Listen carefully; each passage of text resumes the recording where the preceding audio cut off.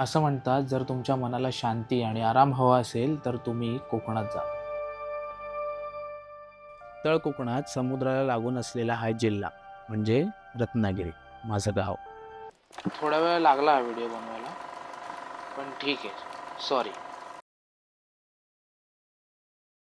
Good morning. Bye bye.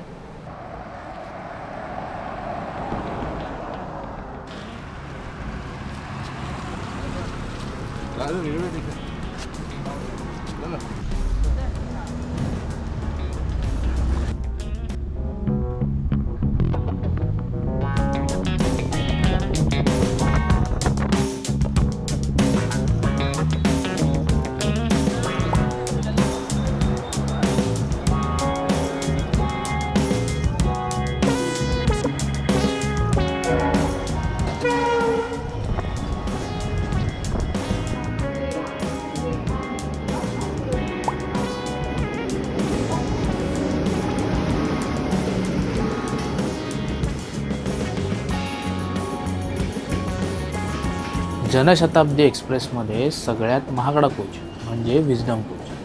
आम्ही Vistadome कोचमध्ये होतो.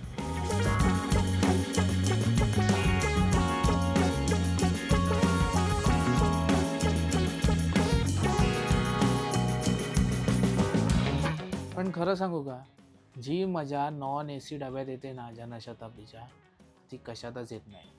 म्हणजे ते फेरीवाले, येणारं स्टेशन, हवेतला गारवा, हे सगळं अनुभवायची मजाच वेगळी आहे.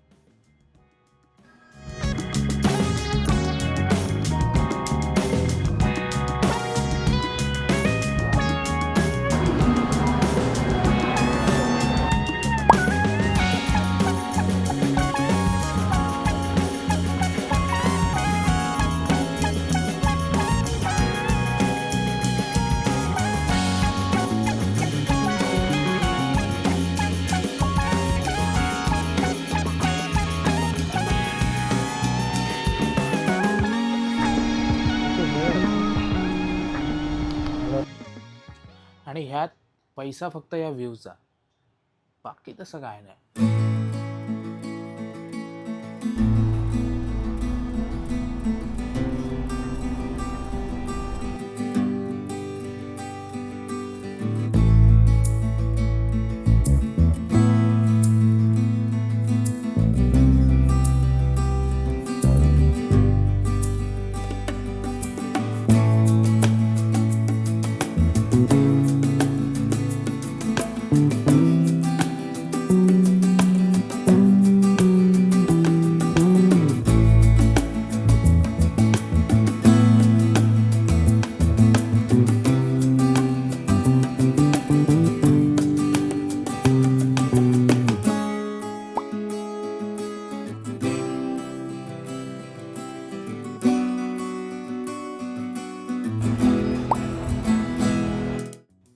ह्यावेळी आम्ही ठरवलं की घरी न जाता हॉस्टेलवर थांबायचं.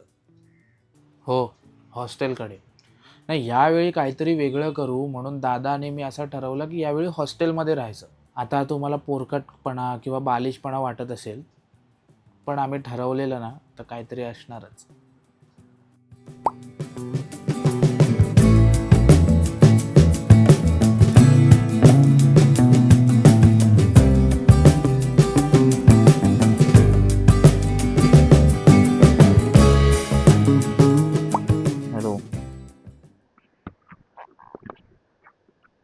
हॅलो. हॉटेलमधनं जेवण करून आम्ही लगेच निघालो जयविनायक मंदिराकडे. नमस्कार मंडळी, आपण निघालेलो आहे. नाही, ब्लॉगमध्ये बोलतोय. आपण निघालेलो आहे रत्नागिरीहून जयविनायक मंदिर जयगडकडे.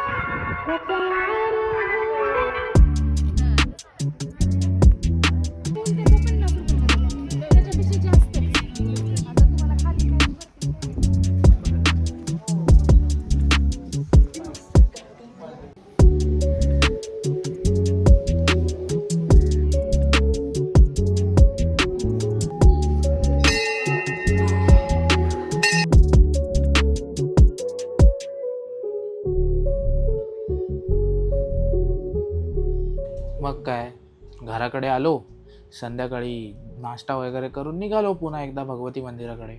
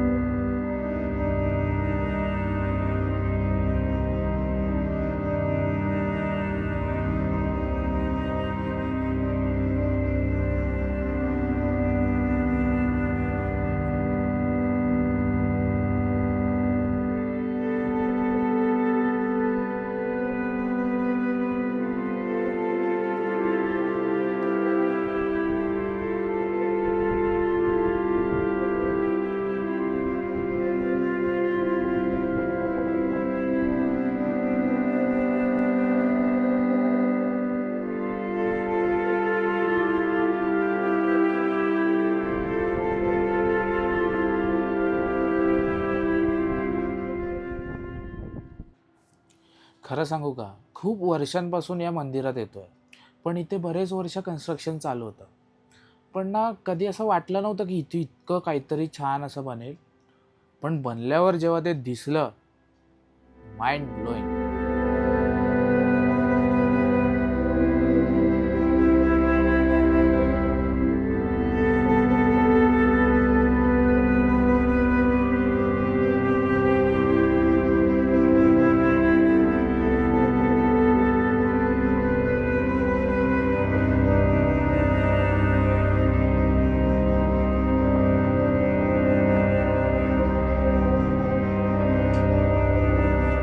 हा एक भाग आहे कोकणाचा, रत्नागिरी.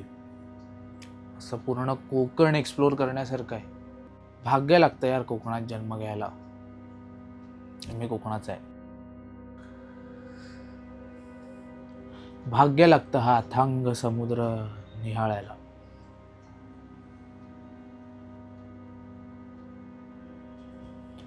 खरं तर आम्ही भरपूर ठिकाणी फिरलो, पण काही ठिकाणी शूट करायला वगैरे परमिशन नव्हती, त्यामुळे आम्हाला काही शूट करता आलंच नाही.